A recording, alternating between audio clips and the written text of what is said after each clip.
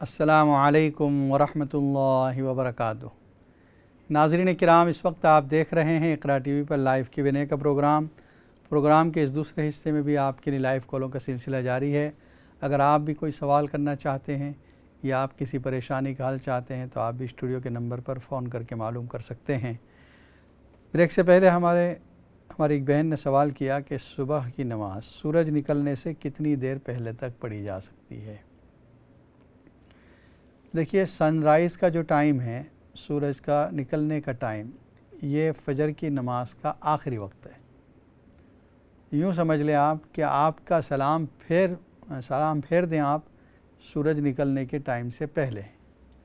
اب احتیاطاً آپ کی گھڑی ہو سکتا ہے کچھ فرق ہو، جو ٹائم لکھا گیا ہے اس سے، تو 5 منٹ پہلے، جیسے اگر 7:30 پر لکھا ہے ٹائم تو آپ 7:25 پر سلام پھیر دیں۔ اس طریقے سے نماز پڑھیں، ٹھیک ہے، تاکہ اچھے انداز میں نماز ہو سکے۔ اور فجر کی ویسے جو جماعت کی نماز جو پڑھی جاتی ہے اس میں یہ احتیاط کرتے ہیں اتنی دیر پہلے پڑھی جائے کہ اگر کسی وجہ سے نماز فاسد ہو جائے تو دوبارہ بھی نماز پڑھی جا سکے۔ یہ اچھا وقت ہے، مستحب وقت ہے۔ ہماری ایک بہن کا سوال یہ تھا کہ وہ پاکستان میں اپنی بہن سے بات کر رہی تھی، وہ امریکہ جانا چاہ رہی تھی، تو کچھ باتوں میں یہ کہہ دیا انہوں نے کہ میرے ہاتھ میں رزق ہے، میں جھوٹ نہیں بول رہی ہوں۔ دیکھیے، اس طرح کہنا یہ قسم تو نہیں ہے لیکن شرک بھی نہیں ہے۔ آپ نے صرف ایک کھانے کو اللہ کی نعمت سمجھ کر، کہ جس طرح ہم کسی اچھی اور مقدس چیز کی قسم کھاتے ہیں، اسی طریقے سے آپ نے اس رزق کو ایک اللہ کی نعمت سمجھ کر، اس کی عظمت کی وجہ سے آپ نے کہا کہ یہ نعمت میرے ہاتھ میں جھوٹ نہیں بول رہی ہوں، تو یہ کہنا درست ہے۔ اس کو لیکن قسم شمار نہیں کیا ہے۔ ہو سکتا ہے آپ کی بہن کو یہ غلط فہمی ہو گئی ہو کہ اس کی قسم کھائی جا رہی ہے، جیسے قرآن کی قسم کھاتے ہیں، اللہ کی قسم کھاتے ہیں۔ دوسرا، ہماری بہن نے غیبت کے بارے میں جو اس سے پہلے جواب دیا، اسی کو تھوڑا اور ایکسٹینشن کیا کہ غیبت سننا کیسا ہے۔ کہ بعض مرتبہ آپ غیبت کر تو نہیں رہی ہے لیکن جس مجلس میں بیٹھی ہیں وہاں غیبت ہو رہی ہے اور مجبوراً آپ سن رہی ہیں، مروتاً آپ ان کو کچھ بول نہیں سکتی۔ دیکھیے، علماء نے لکھا ہے کہ سب سے اچھا طریقہ غیبت کے ختم کرنے کا یہ ہے کہ جو شخص مجلس میں موجود نہ ہو اس کی باتیں نہ کی جائیں۔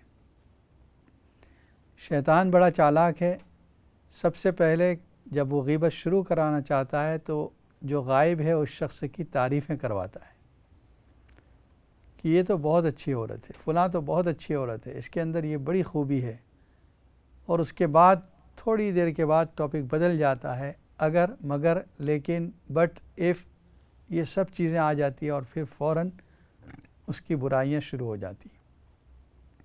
تو سب سے اچھا طریقہ یہ ہے کہ جب مجلس میں موجود نہ ہو اس کی بات نہ کی جائے۔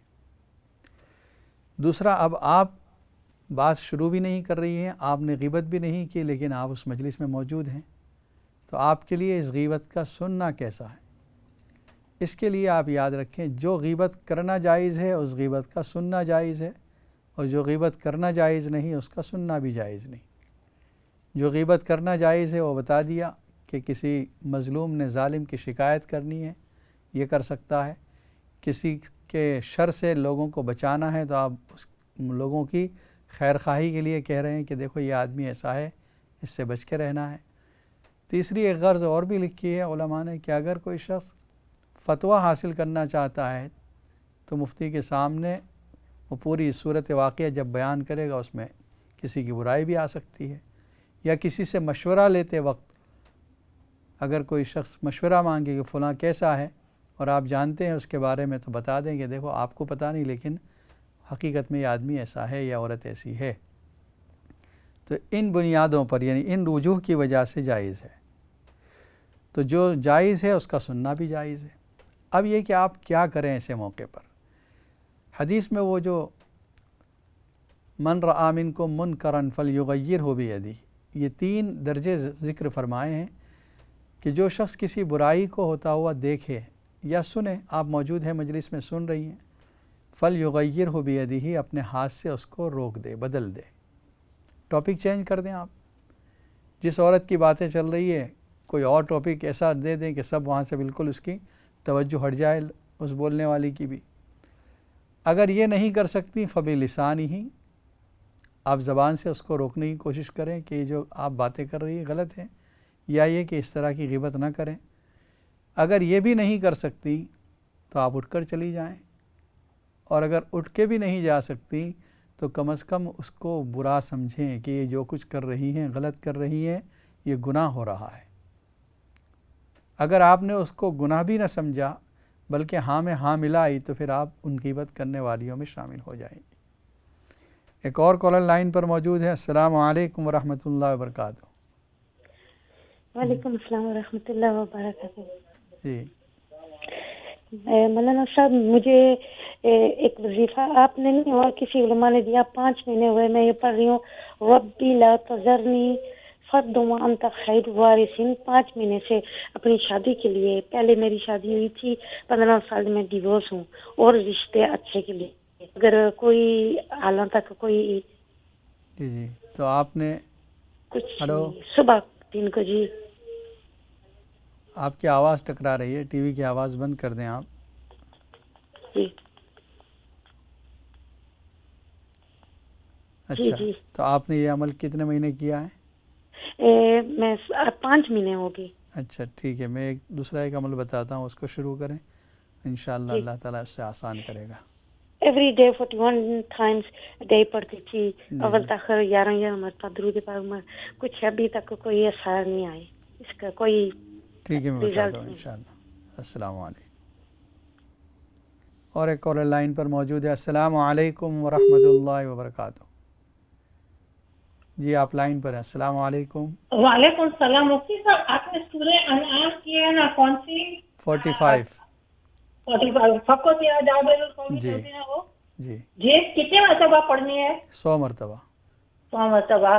اور سورہ کوثر جی وہ بھی 100 مرتبہ؟ نہیں، وہ چلتے پھرتے جتنی مرتبہ ہو سکے۔ اچھا، اور یہ جو سورہ انعام کی ہے آپ نے بتایا کہ ہر ایک کے ساتھ بسم اللہ الرحمن الرحیم پڑھنی ہے؟ نہیں، سورہ کوثر کے ساتھ بسم اللہ۔ اچھا اچھا، ٹھیک ہے، جزاک اللہ۔ میرے لیے دعا کیجیے گا، انشاءاللہ اپنی اللہ آپ دعاؤں میں یاد رکھیے گا۔ ضرور، اللہ تعالیٰ آپ کو شفا کاملہ عاجلہ عطا فرمائے۔ مزید ایک کال کو شامل کرتے ہیں۔ السلام علیکم ورحمۃ اللہ وبرکاتہ۔ وعلیکم السلام مفتی صاحب، کافی عرصے کے بعد میں پھر فون کر رہی ہوں کیونکہ آپ لمبی چھٹی پہ گئے ہوئے تھے کہیں۔ اللہ جی، میں بیمار رہا بہت عرصہ، اس لیے۔ اوہو، اللہ آپ جی کو شفا دے۔ یہ ایک چھوٹا سا وظیفہ آپ سے پوچھنا تھا، میرا بیٹا ہے وہ کوئی دوسرے جاب کے لیے دوسری کمپنی میں جا رہا، اس کے پڑھنے کے لیے کچھ بتائیے مجھے۔ تو انٹرویو ہو گیا ہے کمپنی میں؟ ہاں، وہ جوائن کر رہے ہیں ابھی نیکسٹ ویک۔ اچھا، جوائن کر رہا ہے۔ تو اللہ ان کو ترقی دے اور وہاں پر وہ سیٹ ہو جائیں اس نئے جاب میں۔ ٹھیک ہے، انشاءاللہ بتاتے ہیں۔ السلام علیکم۔ جزاک اللہ، السلام علیکم۔ السلام علیکم۔ ہماری ایک بہن کا سوال تھا کہ ان کی بہن کا پرابلم ہے کہ اس کو نیند نہیں آتی، اس کے لیے کوئی وظیفہ۔ دیکھیں، 2 عمل ہیں۔ ایک تو سورہ کہف کی آیت نمبر 10 نمبر کی آیت ہے، فَضَرَبْنَا عَلَىٰ آذَانِهِمْ فِي الْكَهْفِ سِنِينَ عَدَدًا۔ اللہ تعالیٰ نے اصحاب کہف کو 300 سال تک اس غار میں سلا رکھا تھا۔ اس کا جہاں ذکر ہے سورہ کہف میں آیت نمبر 10 میں کہ ہم نے ان کے کانوں پر نیند ڈال دی، یہ آیت سونے سے پہلے 11 مرتبہ پڑھ لیں اور سو جائیں، پھر انشاءاللہ نیند آ جائے گی۔ اور دوسرا، صلی اللہ علیہ وسلم، جب تک نیند نہیں آتی یہ پڑھتی رہیں تو انشاءاللہ اس سے بھی نیند آسانی سے آ جائے گی۔ بھانجی کے لیے آپ نے پوچھا ہے کہ اس کی اولاد نہیں ہے، اس کے لیے حضرت زکریہ علیہ السلام کی دعا، رب هب لی من لدنک ذریۃ طیبۃ انک سمیع الدعاء، یہ سورہ آل عمران میں ہے، پارہ نمبر 3، اور سورہ آل عمران کا رکوع تقریباً 3 رکوع ہے یہ بھی۔ تو اس رکوع میں آیت دیکھ لیں، رب هب لی من لدنک ذریۃ طیبہ انک سمیع الدعاء۔ اس آیت کو روزانہ 100 مرتبہ پڑھیں، شروع میں آخر میں 11 مرتبہ درود شریف بھی پڑھ لیں، اور چلتے پھرتے اٹھتے بیٹھتے یا وارثو یا وارثو یا وارثو یہ پڑھتی رہیں تو انشاءاللہ اللہ تعالیٰ اولاد عطا فرمائے گا۔ دوسرا ہماری ایک بہن کا یہ سوال تھا، ان کی شادی کے لیے انہوں نے اس سے پہلے رب لا تذرنی فردا یہ آیت کا عمل کیا ہے۔ دیکھیے سورہ ممتحنہ پارہ نمبر 28 کی 3rd سورت، تیسری سورت ہے 28ویں پارے میں۔ اس کو روزانہ آپ کم از کم 1 مرتبہ کسی نماز کے بعد پڑھیں، اور اگر 5 نماز کے بعد پڑھیں تو بہت اچھا ہے، اور اس کے بعد دعا کریں۔ 2 رکوع کی سورت ہے، بہت مختصر ہے، انشاءاللہ آپ 5-10 منٹ میں پڑھ لیں گے۔ تو بس یہ عمل روزانہ کرتی رہیں، کم از کم 1 مرتبہ، اور اگر ہو سکے تو 5 مرتبہ یہ عمل کریں اور دعا کریں، اللہ تعالیٰ آپ کے لیے اس معاملے کو آسان فرمائے گا۔ ہماری بہن کا یہ بتایا تھا انہوں نے کہ بیٹا ان کا دوسری کمپنی جوائن کر رہا ہے۔ دیکھیے اس سے کہیں کہ جب بھی گھر سے نکلے، ایک آیت ہے سورہ آل عمران کی، آیت نمبر 154، 154 نمبر کی آیت ہے، اس آیت کو 1 مرتبہ پڑھ لے۔ بڑی آیت ہے، آیت الکرسی کی طرح، تو اس آیت کو چاہے موبائل میں سیو کر لے، گھر سے نکلنے سے پہلے پڑھ لے، تو انشاءاللہ وہاں پر سب لوگ اس کی عزت بھی کریں گے، اور اس کا مقام بلند ہوگا، ہر طرح سے تکلیف سے محفوظ ہوگا وہاں پر۔ ناظرین کرام، اس وقت آپ دیکھ رہے ہیں اقرا ٹی وی پر لائیو Q&A کا پروگرام، اور سوال و جواب کا سلسلہ جاری ہے۔ اگر آپ کے ذہن میں کوئی سوال ہے یا آپ کسی پریشانی کا حل چاہتے ہیں تو آپ بھی اسٹوڈیو کے نمبر پر فون کر کے معلوم کر سکتے ہیں۔ انشاءاللہ قرآن و سنت کی روشنی میں آپ کے سوالات کے جوابات دیے جائیں گے۔ جو ذکر چل رہا تھا سورہ جاسیہ کا، اور اس سورت کا ایک دوسرا نام سورہ شریعت بھی ہے، چونکہ یہ آیت جو ابھی پڑھی جا رہی ہے اس کے اندر لفظ شریعت موجود ہے۔ ثم جعلناک علی شریعۃ من الامر فاتبعها ولا تتبع اهواء الذین لا یعلمون۔ ایک کالر لائن پر موجود ہے۔ السلام علیکم ورحمۃ اللہ وبرکاتہ۔ وعلیکم ورحمۃ اللہ وبرکاتہ۔ مولانا صاحب آپ ٹھیک ہیں؟ جی الحمدللہ، فرمائیے۔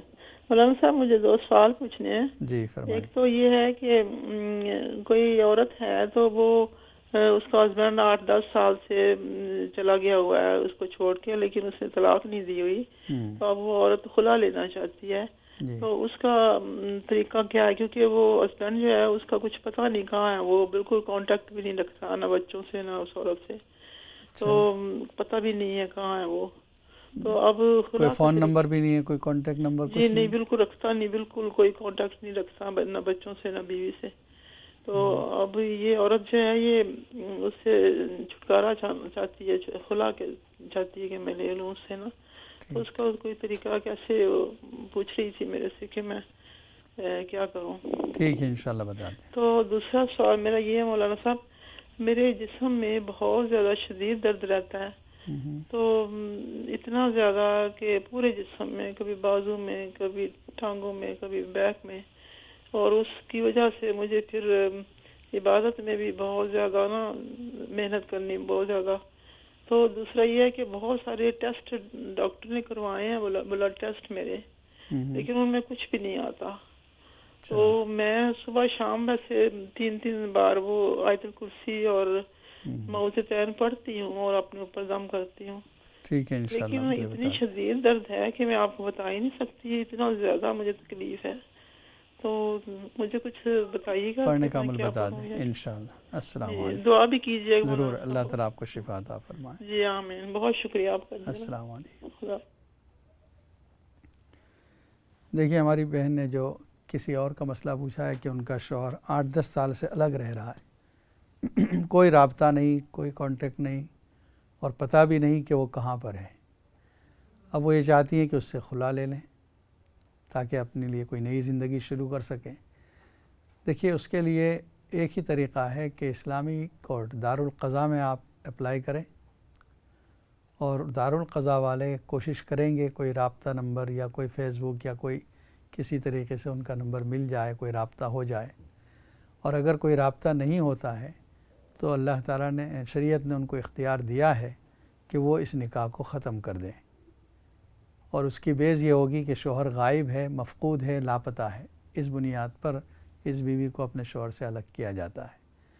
جس دن سے وہ فیصلہ ہوگا اس کے بعد وہ بیوی عدت گزارے گی، اور جب عدت ختم ہوگی تو پھر اس کے بعد وہ کسی اور مرد سے نکاح کر سکتی ہے، اس کا اپنے پہلے شوہر سے رابطہ ختم ہو جائے گا۔ تو آپ اپنے علاقے میں دارالقضاء اسلامی کورٹ معلوم کریں، آپ اپنی مسجد کے امام صاحب سے یا مسجد والوں سے معلوم کریں تو پتہ ہوگا کہ آپ کے علاقے میں کہاں پر ہیں۔ ایک اور کالر لائن پر موجود ہے۔ السلام علیکم ورحمۃ اللہ وبرکاتہ۔ ہاں انکم چاہیے مجھے۔ جی السلام علیکم۔ وعلیکم السلام۔ فرمائیے۔ میں وہ کہہ رہی تھی کہ وہ مولوی صاحب سے بات کرنی مجھے۔ جی ہاں میں بات کر رہا ہوں، آپ فرمائیے۔ میں کہہ رہی تھی نیند کی، تو آپ نے بولا ابھی کہ نیند کی نیند نہیں آتی، اس کی دعا بتائی آپ نے۔ جی جی یہ بتائیے کہ نیند بہت آتی ہے مجھے، اس کی دعا کیا ہے؟ اچھا ٹھیک ہے، وہی بتاتے ہیں انشاءاللہ۔ اچھا تھینک یو۔ السلام علیکم ورحمۃ۔ ہماری بہن کا ایک اور سوال تھا پہلے کہ ان کے جسم میں شدید درد رہتا ہے اور کوئی بلڈ ٹیسٹ وغیرہ بھی کیا تو کچھ پتہ نہیں چلتا کہ اس کا ریزن کیا ہے۔ آپ بھی وہی عمل کریں جو ہماری بہن کو اس سے پہلے بتایا۔ سورہ انعام پارہ نمبر 7 اور اس کی آیت نمبر 45 ہے، اس کو 100 مرتبہ پڑھیں روزانہ، شروع میں آخر میں 11 مرتبہ درود شریف پڑھیں، انشاءاللہ اللہ تعالیٰ آپ کو شفا عطا فرمائے گا۔ اور سورہ کوثر یہ جتنی مرتبہ ہو سکے، دن میں 50 100 200 جتنی مرتبہ بسم اللہ کے ساتھ سورہ کوثر پڑھتی رہیں تو انشاءاللہ یہ بیماری اور یہ درد ہے جو ختم ہو جائے گا۔ ہماری بہن نے بعد میں جو سوال کیا، نیند زیادہ آتی ہے، اس کا کوئی عمل؟ جی ہاں بالکل اس کا بھی عمل ہے۔ اللہ کی صفت ہے جو سورہ آیت الکرسی کے اندر موجود ہے، یا حی یا قیوم۔ چلتے پھرتے اس کا ورد زیادہ کریں، یا حی یا قیوم، یا حی یا قیوم۔ حیٌ کے معنی زندہ، کبھی اللہ کو موت نہیں آنے والی ہے، اللہ ہمیشہ سے زندہ ہے، ہمیشہ زندہ رہے گا۔ اور قیوم کے معنی سنبھالنے والا، پورے نظام کو یہ سنبھالے ہوئے ہے۔ آگے کا جملہ بھی ہے لا تأخذہ سنۃ ولا نوم، نہ اس کو اونگ آتی ہے نہ اس کو نیند آتی ہے، لیکن آپ صرف اتنے پڑھیں یا حی یا قیوم، یا حی یا قیوم، یہ ہر وقت پڑھتی رہیں تو انشاءاللہ آپ جتنا مناسب مقدار ہے اسی قدر سوئیں گی۔ اور ایک کالر لائن پر موجود ہے۔ السلام علیکم ورحمۃ اللہ وبرکاتہ۔ وعلیکم السلام۔ مولوی صاحب کیسے ہو؟ ٹھیک ہو؟ جی الحمدللہ، آپ ٹھیک ہیں؟ میں نے خواب کا پوچھنا تھا تو ابھی مجھے بتا دینا۔ نہیں، خواب تو بدھ کے دن ہوتے ہیں جی، وینسڈے کو خواب کا ذکر ہوتا ہے، آج تو تھرسڈے ہے۔ ہاں تو میں نے پچھلی دفعہ کیا تو کہتے تھے وینسڈے اور تھرسڈے کو کرتے ہیں۔ اللہ، چلیے بیان کر دے، دیکھتا ہوں میں کیا ہے، اگر موقع ہوا تو بیان کر دیں گے۔ اچھا، ایک گوری ہے تو اس نے نا مجھے 2-3 ٹوپیاں اور کھجوریں ایک تسبیح دی ہے۔ خواب میں آپ نے دیکھا؟ جی ٹھیک ہے، بتاتا ہوں۔ السلام علیکم۔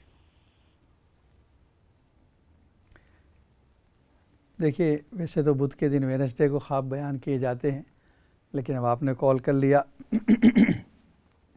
جس گوری نے آپ کو یہ چیزیں دی ہے، اس کا مطلب یہ ہے کہ آپ کے دینی کاموں میں وہ کوئی مدد کرے گی، مطلب آپ کے لیے ایسے کوئی کام جس میں وہ ہیلپ کرے گی، آپ کی دینی مدد ہو جائے گی۔ تو اس کا مطلب یہ ہے کہ اس کے ذہن میں، اس کے دل میں اسلام کی عظمت ہے، دین کی عظمت ہے۔ تو آیت جو پڑھی ہے ثم جعلناک علی شریعۃ، حق تعالیٰ فرماتے ہیں پھر ہم نے آپ کو ایک شریعت عطا فرمائی، فاتبعھا، آپ اسی کو فالو کیجئے، اسی کی اتباع کیجئے، ولا تتبع اہواء الذین لا یعلمون، آپ ان کی اتباع نہ کیجئے جو نہیں جانتے، لا علم لوگ ہیں۔ انہم لن یغنوا عنک من اللہ شیئا وان الظالمین بعضهم اولیاء بعض، یہ آپ کا اللہ کے مقابلے میں کوئی نفع نہیں پہنچا سکیں گے، اور ظالمین آپس میں ملے ہوئے ہیں، ایک دوسرے کے دوست ہیں۔ واللہ ولی المتقین، اللہ متقین کا ساتھی ہے۔ دیکھیے نبی صلی اللہ علیہ وسلم سے یہ بات نہیں ہو سکتی کہ آپ کسی اور شریعت کی اتباع کریں، پھر آپ کو یہ خطاب کیا جا رہا ہے، آپ کو یہ حکم دیا جا رہا ہے، یہ ایسا ہے جیسے مقصود امت کو سنانا ہے، لیکن حکم نبی کو دیا جا رہا ہے کہ امت کو یہ بات بتائی جا رہی ہے کہ ہم نے تم کو ایک شریعت دے دی ہے، اب کسی اور شریعت پر تم عمل نہیں کر سکتے، تم کسی اور کتاب پر عمل نہیں کر سکتے، یہی کتاب اور یہی شریعت تمہارے لیے فائنل ہے۔ ھذا بصائر من ربکم وہدی ورحمۃ لقوم یوقنون، یہ بصیرت کی چیزیں ہیں رب کی جانب سے، عبرت کی چیزیں ہیں ان لوگوں کے لیے جو یقین رکھتے ہیں۔ ام حسب الذین اجترحوا السیئات ان نجعلہم کالذین آمنوا وعملوا الصالحات سواء محیاہم ومماتہم ساء ما یحکمون۔ کیا ان لوگوں نے یہ خیال کر رکھا ہے جو گنہگار ہیں، جو اللہ کی نافرمانی کر رہے ہیں، وہ یہ سمجھ رہے ہیں کہ ہم ان کو ان لوگوں کے برابر کر دیں گے جو نیک اعمال کر رہے ہیں، یعنی ایکول ہو جائیں گے، یہ فاسق و فاجر اور نیک اور مومن یہ دونوں ایک ساتھ ہو جائیں گے؟ ہرگز نہیں۔ بہت بری بات ہے یہ جو فیصلہ کر رہے ہیں۔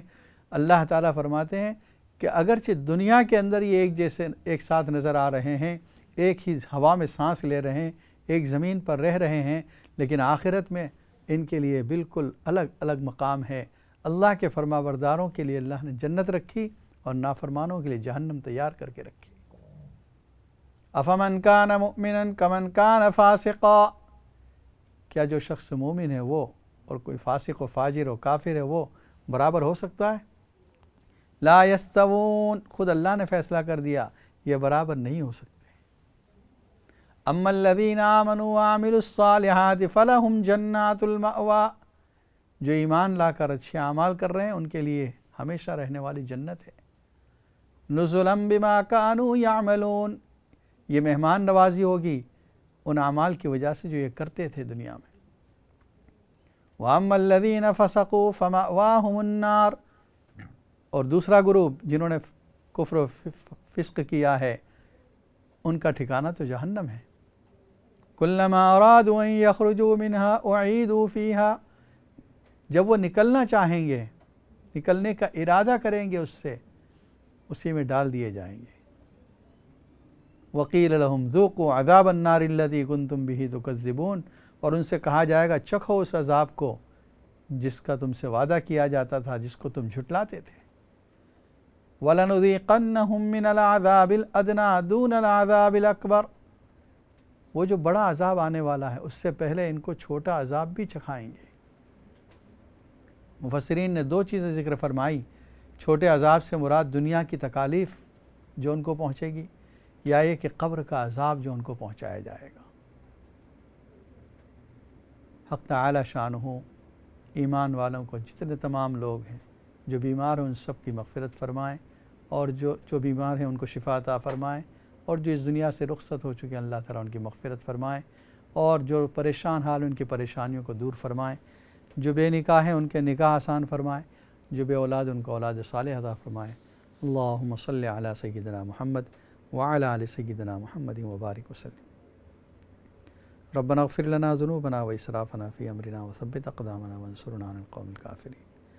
اللہم لا مانع لما اعطیت ولا معطی لما منعت ولا ينفع ذا الجد منک الجد۔ اللہم انک عفو کریم تحب العفو فاعف عنا۔ اللہم اشفنا واشف مرضى المسلمین۔ اللہم اغفر لنا ولاخواننا الذین سبقونا بالایمان ولا تجعل في قلوبنا غلا للذین آمنوا ربنا انک رؤوف رحیم۔ اللہم احفظنا من شرور انفسنا ومن سیئات اعمالنا۔ اللہم ارزقنا حبک وحب من يحبک وحب عمل يقربنا الى حبک۔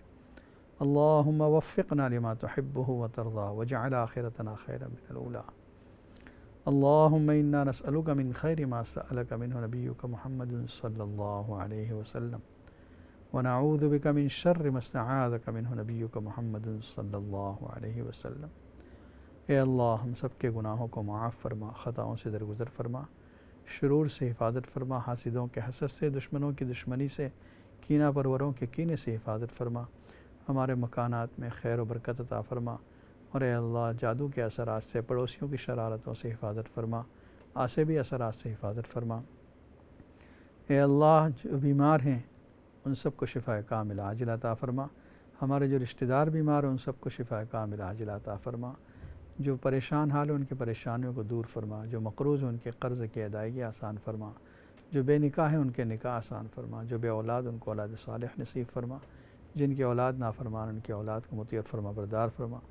اے اللہ ہمارے تمام گناہوں کو معاف فرما، حرمین شریفین کی حفاظت فرما، مسجد اقصیٰ کو یہود کے قبضے سے آزاد فرما، دنیا میں جہاں جہاں مسلمانوں پر ظلم ہو رہا ہے مظلومین کی حمایت فرما، اور اے اللہ ظالم طاقتوں کو ہدایت عطا فرما، اور اگر ہدایت ان کے مقدر میں نہ ہو آپس میں ٹکرا کر ختم فرما۔ ہماری دعاؤں کو محض اپنے فضل و کرم سے نبی اکرم صلی اللہ علیہ وسلم کے صدقے و فعل میں قبول فرما۔ سبحان ربک رب العزت عما یصفون وسلام علی المرسلین والحمد للہ رب العالمین۔ السلام علیکم ورحمۃ اللہ وبرکاتہ۔